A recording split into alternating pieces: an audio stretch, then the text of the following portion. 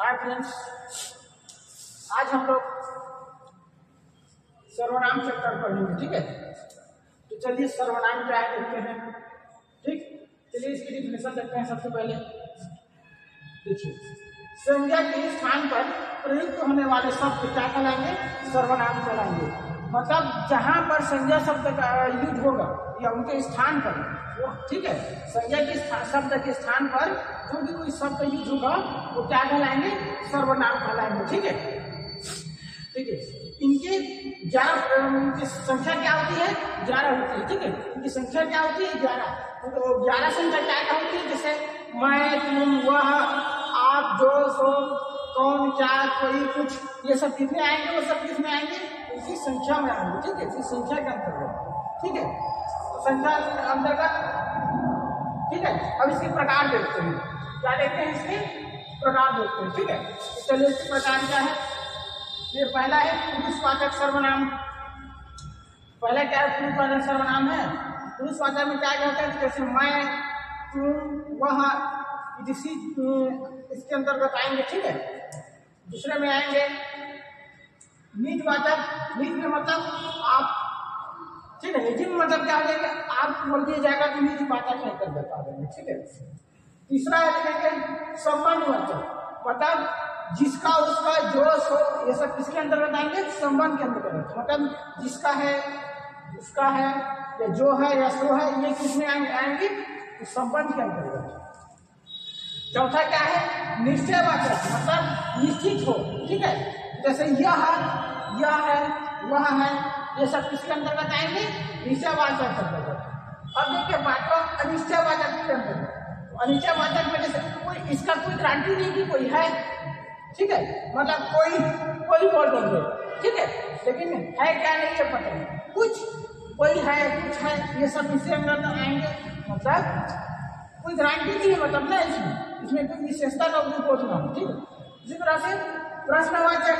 तो प्रश्नवाचक में जैसे कौन, क्या, ये अंतर्गत आएंगे। ठीक है, अब चलिए इसके डिटेल में देखते हैं। ठीक है, चलिए इसके डिटेल में स्टडी करते हैं।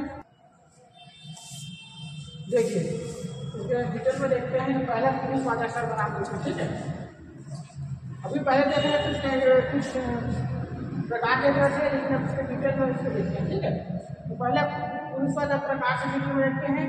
पहला क्या है? पुरुषवाचक के डिटेल में होता है उत्तम पुरुष, मध्यम पुरुष और अन्य पुरुष। ठीक है, तो उत्तम पुरुष में देखते हैं। उत्तम पुरुष के अंतर्गत पुरुषवाचक सर्वनाम क्या आते हैं? तो देखो मैं, हम, मैंने, हमने, हमारा, मुझे, मुझको, किसी। ठीक है, मतलब उत्तम पुरुष में मैं, मैंने, हमने, हमारा, मुझे, मुझको, ये सब जितने भी आएंगे और क्या होंगे? उत्तम पुरुष के अंतर्गत आते हैं। ठीक है, ठीक, ये सब किसके अंतर्गत आएंगे? तो पुरुषवाचक सर्वनाम के अंतर्गत उत्तम पुरुष के। ठीक है, अब दूसरा मध्यम पुरुष से लेकर देखेंगे। तो मध्यम पुरुष में जैसे तू या तुम, मध्य में तुम या तुम होते हैं, या आप होते हैं, या तुमने, तुझे, तेरा, तुम्हें, तुमको। ठीक है, मतलब तुम या तुमको, या आपको, या तुझको, तेरा, तुझको, ये सब जितने भी आएंगे वो किसमें आएंगे? मध्य पुरुष में। ठीक है, और तीसरा क्या है इसमें? अन्य पुरुष में। तो अन्य पुरुष में क्या क्या होंगे देखते हैं। जैसे यह, वह, ये, वे, इन, उनको, उन्हें, उनको, इन्हें, ये, वे, यह, वह, ये सब जितने भी आएंगे क्या हो जाएंगे? अन्य पुरुष के अंतर्गत। ठीक है, ये तो था पुरुषवाचक सर्वनाम के अंतर्गत। और दूसरा देखते हैं निजवाचक सर्वनाम। निजवाचक सर्वनाम में कैसे? तो जैसे निजी में आप या अपने आप या स्वयं के लिए प्रयोग होता है। ठीक है, मतलब ये अपने आप में या अपने स्वयं के लिए या आपके लिए प्रयोग होगा। ठीक है, तो देखो इसका एग्जाम्पल है। मैं यह कार्य अपने आप ही कर लूंगा। ठीक है, मतलब ये क्या है कि जो कोई कार्य है मैं निजवाचक ये होगा तो मतलब मैं यह कार्य अपने आप ही स्वयं कर लूंगा या अपने आप ही कार्य को कर लूंगा। ठीक है, ये किसमें अंतर्गत आएंगे? ये निजवाचक सर्वनाम के अंतर्गत आएंगे। ठीक है, चलिए ठीक है, नेक्स्ट देखते हैं। देखिए तीसरा निश्चयवाचक सर्वनाम। इसमें निकट या दूर के व्यक्तियों या उसके वस्तुओं का संकेत होता है, ठीक है। इसमें निकट या दूर की व्यक्तियों या वस्तुओं का संकेत दर्शाया जाता है, ठीक है। तो चलिए इसका एग्जाम्पल देखते हैं। देखिए इसमें क्या है, यह मेरी पुस्तक है। ये निकटता क्या कर रहा है इसमें, यह मेरी पुस्तक है, अपने निकटता के बारे में बता रहे हैं, ठीक है, ठीक है। वह उनकी मेज है। और दूसरा देखते हैं, वह उनकी मेज है, मतलब उसकी दूरता को दिखा रहा है, वह उनकी मेज है, ठीक है। उनकी मेज है मतलब दूर का हो गया, समझो। इस तरह से ये मेरे हथियार है, मतलब वो निश्चय दिखा रहे हैं, ये मेरे हथियार है, ठीक है। और चौथा क्या इसमें क्या, वे तुम्हारे आदमी हैं, ठीक है, वे तुम्हारे आदमी हैं, ठीक है, ये दिखा रहे हैं। अब चौथा क्या देखते हैं, अनिश्चय में इसमें किसी निश्चित वस्तु का बोध नहीं होगा, मतलब ये निश्चय है, मतलब ये तो निश्चित नहीं है, ये दिखाते हैं ना।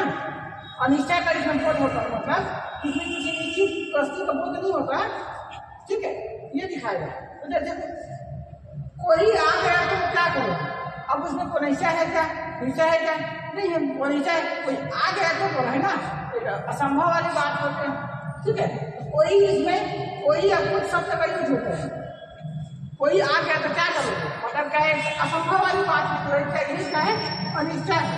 इस तरह से दूसरा क्या है इसमें, उसने कुछ नहीं दिया, उसने कुछ नहीं दिया, मतलब कुछ नहीं दिया, अब ये अकेली होता है तो उसकी असंभव वाली बात है, उसने कुछ नहीं दिया, ठीक है।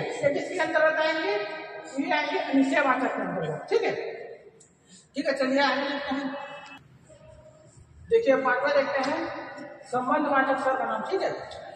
इसमें जिस सर्वनाम में किसी दूसरे का बोध है, ठीक है, जिस सर्वनाम में किसी दूसरे का बोध है उसको बोलते हैं संबंधवाचक। तो देखो इसमें जो आया है सो जाएगा, जो आया है सो जाएगा।